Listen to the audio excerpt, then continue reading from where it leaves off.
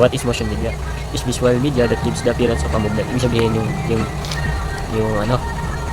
isang galaw na nagbibigay ng ilusyon sa pamamagitan ng paggalaw ng mga imahe. Ayun yung motion media, from the word motion. Kumbaga yung movement ng larawan na nagbibigay ng visual, na nagbibigay ng ilusyon sa isang tao.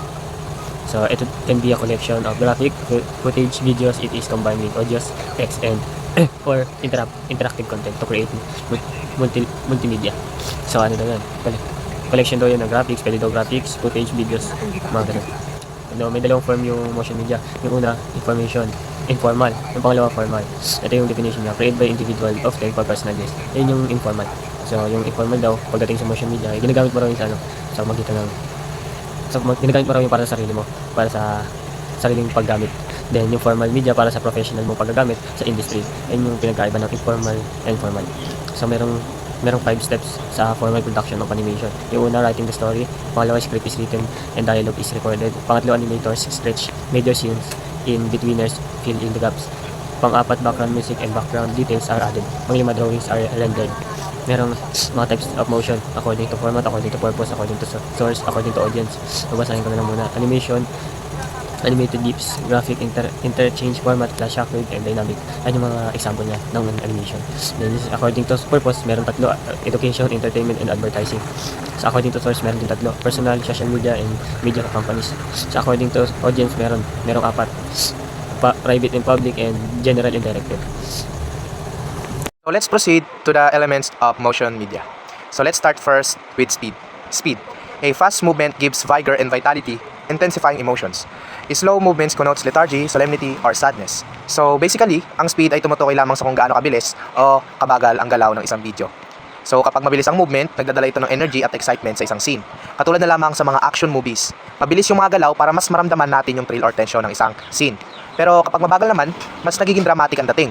Gaya ng slow motion sa mga emotional scenes para mas maramdaman ng audience yung lungkot o bigat ng isang eksena. Now moving on to the second element, which is direction. So ang direction naman, ito naman ay tungkol sa movement mula sa isang direction papunta sa iba. For example, kapag gumagalaw ang camera from left to right, parang pinapakita nito na may pagbabago ng focus o setting. Pwede rin na pinapakita nito na lumalaki o lumiliit ang isang object, katulad na lang kapag nag-zoom in or nag-zoom out. So in other words, direction guides the viewer's attention. It tells us where to look and helps the audience follow what's happening in the scene. Next, we have timing. So, ang timing naman, ito ay patungkol sa kung gaano katagal ipinapakita ang isang galaw o eksena. So, sa timing, meron tayong dalawang klase. Meron tayong objective at subjective timing. So, kapag sinabi nating objective timing, nasusukat ito sa oras tulad ng seconds, minutes, or hours. So, halimbawa na lang nito is yung mga time-lapse videos na nagpapakita ng pagbabago ng panahon sa loob ng ilang araw o buwan. So, kapag subjective timing naman, nakabase siya sa nararamdaman ng manonood. So, halimbawa na lamang kapag nanonood ng mga movies. Kapag masyado tayong nakatuon, minsan hindi natin nararamdaman yung oras kapag nanonood tayo. Minsan 1 minuto lang pero parang ang tagal na kasi intense o nakakabang eksena. So ang timing ay sobrang important sa storytelling kasi ito yung nagko-control ng pacing ng video at ito rin yung tumutulong para mas na-emphasize yung mga message kahit sa simpleng pause lang. So pwede itong magbigay ng bigat or meaning sa isang moment. So now let's move on to transition. So ang transition naman ay ginagamit para magpalit ng isang scene o shot sa isang video. So, kung walang transition, magiging biglaan at magulo yung mga pagbabago ng isang eksena. So, ilan sa mga common transitions ay yung fade, cut, at wipe. Kapag fade to black, kadalasan ito yung sign ng pagtatapos ng isang scene o pahinga sa kwento. So, kapag quick cut naman, ginagamit ito sa mga action scenes para magpakita ng bilis at intensity. So, meron din tayong mga creative transitions na ginagamit para mapaganda ang storytelling, katulad ng dissolve or slide effects. So, ang transitions ay parang tulay na nagko-connect sa bawat part ng video. So, ito yung dahilan kung bakit nagiging smooth at maayos ang daloy ng kwento. Next is sound and color. So, itong dalawang elements na to, ito yung nagbibigay ng mood, emotion, at atmosphere sa motion media. So, halimbawa, kung ang scene ay may malungkot at may soft piano music na may blush lightning, syempre, agad na mararamdaman ng viewers yung lungkot tsaka nostalgia doon sa isang scene. Pero, kung ang isang scene naman ay merong upbeat at maliwanag yung kulay, so syempre nagiging masaya, energetic at hopeful yung dating ng isang scene. So ang color and music ay nagtutulungan para ipakita kung ano ang gustong maramdaman ng audience sa bawat eksena. So, isa pa sa mga halimbawa is yung mga horror films na ginagamitan ng low pitch o creepy sounds, kasama na rin yung mga dark colors para mas maramdaman ng audience yung takot. So, sa comedy naman, masaya ang background at bright colors para funny yung yung mood. So, yung sound and color are very powerful in setting the tone of a scene. And finally, we have blurring. So, ang blurring naman ay isang technique na ginagamit sa animation at video editing. So, pagdating sa animation, ginagamit ang blur effect para ipakita yung bilis ng isang galaw sa isang scene. So, halimbawa nito is kapag tumatakbo ang isang character, nilalagyan ng motion blur para magmukhang realistic yung speed. Sa mga video o news reports naman, ginagamit ang blurring para magtago ng sensitive information. So, halimbawa nito is kapag tinatakpan ang mukha ng isang tao o address sa background para sa privacy. So, ang blurring ay may dalawang purpose. Una, para magpakita ng motion at pangalawa, para magprotekta ng mga detalye na hindi dapat makita ng publiko. Let's proceed to the purpose of motion media. According to purpose, it can be used as in education, entertainment, and advertising. So, ibig sabihin, ang motion media is magagamit natin sa education, entertainment, and advertising. Let's proceed to the credibility of motion media. Determining the credibility of motion media. Number 1, validity of information. Number 2, source. Number 3, relationship of author to the event. Ibig sabihin, itong tatlong to ay magagamit natin para ma-determine yung credibility ng motion media na ginamit sa isang video. Technical methods to detect fake or tampered video. Number 1, smoothness of the video.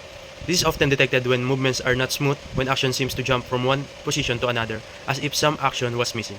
Ibig sabihin, ito yung parang cutted yung video o kinat talaga, inedit yung video. Hindi smooth yung video.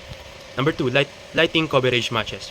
One way to detect lighting matches is to look at the shadows. The source of light determines the size and direction of the shadow.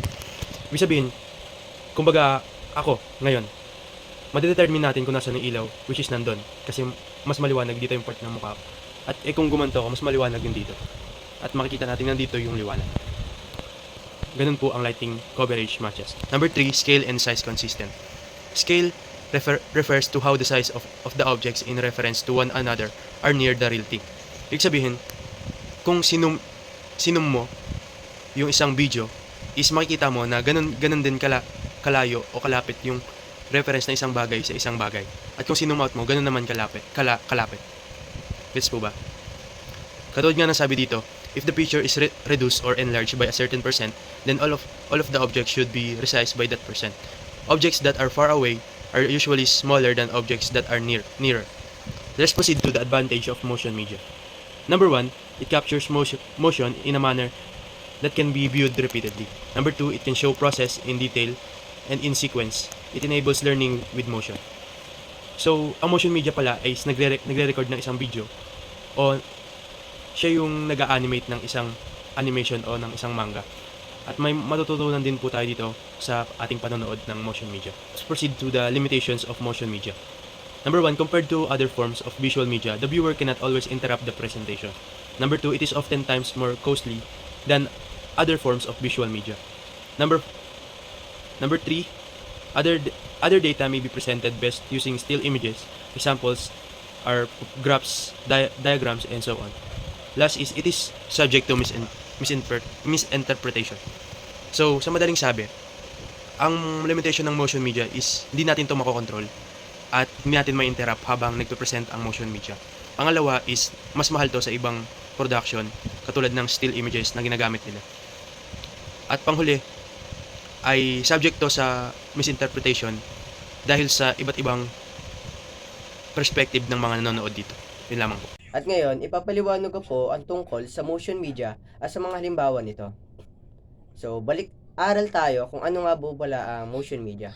Ang motion media ay mga visual o larawan na gumagalaw, ginagamit ito sa pagpapayad ng mensahe, impormasyon, o alos sa pamamagitan ng galaw at tunog. Halimbawa narito ang mga videos, live action films, documentaries, advertisements, social media clips. Ito yung mga live action films, documentaries, advertisements, and mga social media clips tulad ng mga TikToks at saka sa YouTube Shorts. Pangalawang halimbawa naman dito ay animations, 2D, 3D cartoons, explainer videos, stop motion, claymation, isa na rin sample yon. Pangatlong example naman po ay ang motion graphics, animated infographics, UI, UX animations, kinetic typography. Ito yung mga animated infographics, mga galaw sa UI tsaka UX design ng mga apps, at mga kinetic typography o yung mga gumagalaw na letra o salita. At panglima, yung interactive media. Example nito, virtual reality experience, augmented reality or AR, and filters, Instagram and Reels effects. Ito naman yung mga virtual reality experience na augmented reality tsaka yung mga filters tulad ng mga effects, Instagram Reels or Snapchats. At lastly, yung GIFs, short loops, reaction GIFs, meme animation.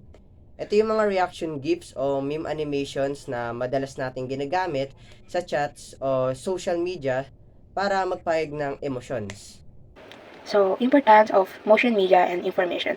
First is enhanced communication. Combine visuals, audio, and movement to simplify complex ideas. Sa enhanced communication, mas madali nating maiintindihan ang mga complicated na topics kapag may visual, audio, and movement. Mas tumatatak sa memory natin ang info kapag hindi lang text o picture ang ginagamit. Second is engagement and attention. Dynamic content capture attention in crowded digital spaces. Ideal for short-form platforms like Instagram Stories or TikTok. Motion media is very important for capturing people's attention because this type of content is dynamic. It more easily grabs interest, especially on crowded social media platforms like Instagram and TikTok.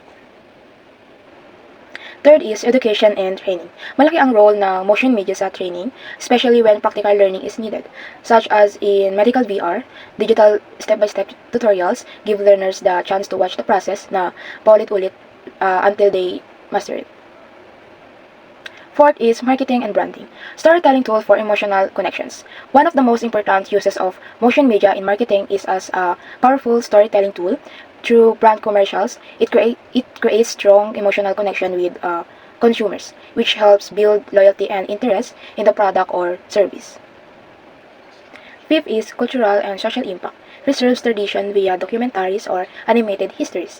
Malaking tulong ang motion media para ma-preserve natin yung culture natin through documentaries or animated histories. Napapaalala nito sa atin ang mga tradisyon na dapat nating ipagmalaki at ipasa sa susunod na henerasyon. And lastly, accessibility. Supports multilingual subtitles and visual aids for diverse audiences. Sa dami ng language at iba't ibang kakayahan ng mga viewers, malaking tulong ang motion media kasi pwedeng lagyan ng subtitles at visual aids para mas maraming tao ang makaintindi. And that's the end of our reporting. Thank you for listening.